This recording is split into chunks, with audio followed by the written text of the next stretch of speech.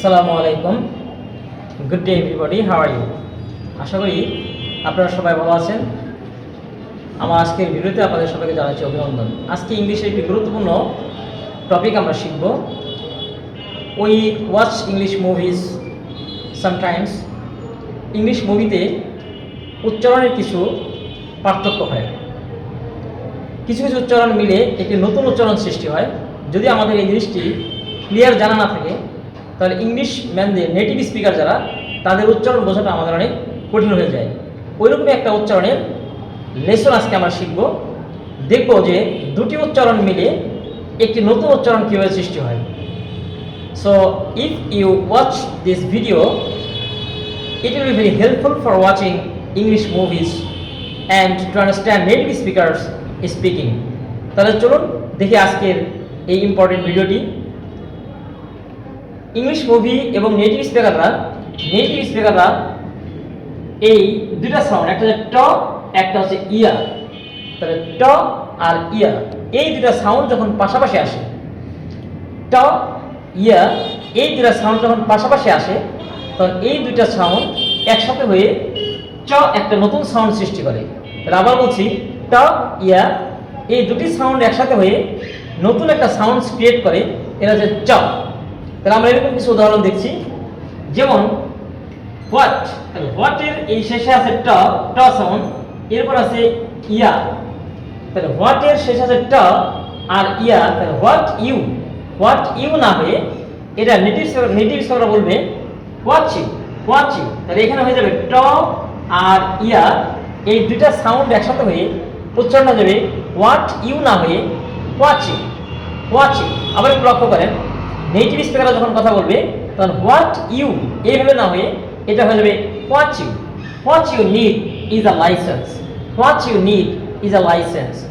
ট আর ইয়া এই দুটো সাউন্ড একসাথে হয়ে যাচ্ছে চ।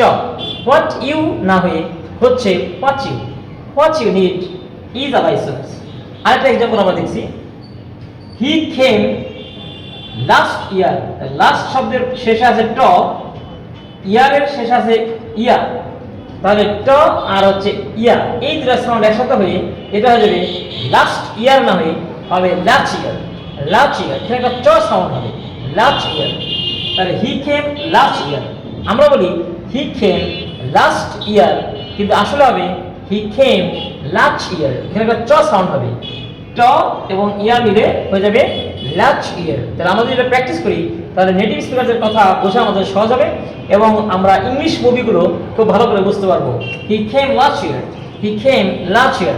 যারা শুনছেন তারা এটা আবার বারবার মুখে উচ্চারণ করতে হবে, হি কেম লাস্ট ইয়ার। তাহলে হি কেম লাস্ট ইয়ার নামে হবে he came last year.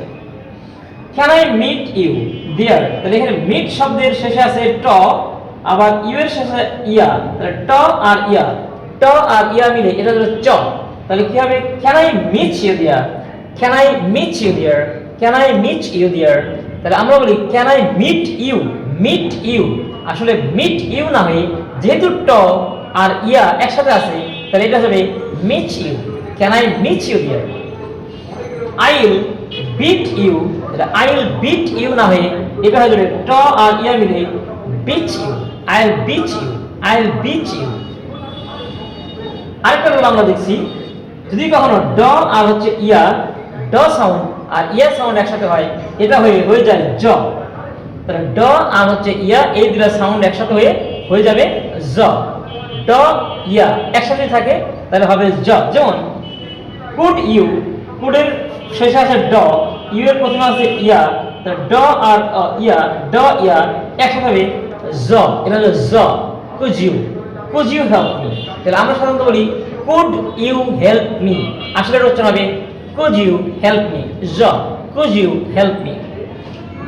Did এর শেষে ড, এরপর আছে ইয়া।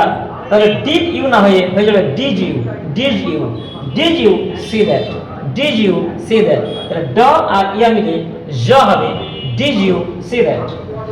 Add your score please. তাহলে ড আর ইয়া এটা হবে অ্যাজ ইউর স্কোর প্লিজ। তাহলে আমরা বলি অ্যাড ইউর স্কোর, তার মানে হবে as your score please. Thank you everybody for watching my video. আমার পরবর্তী ভিডিওগুলো দেখলে আপনার উচ্চারণগুলো আরও শুদ্ধ হবে এবং ইংলিশ মুভি এবং নেটিভ স্পিকিংগুলো আমরা সুন্দর করে বুঝতে পারবো। ধন্যবাদ সবাইকে।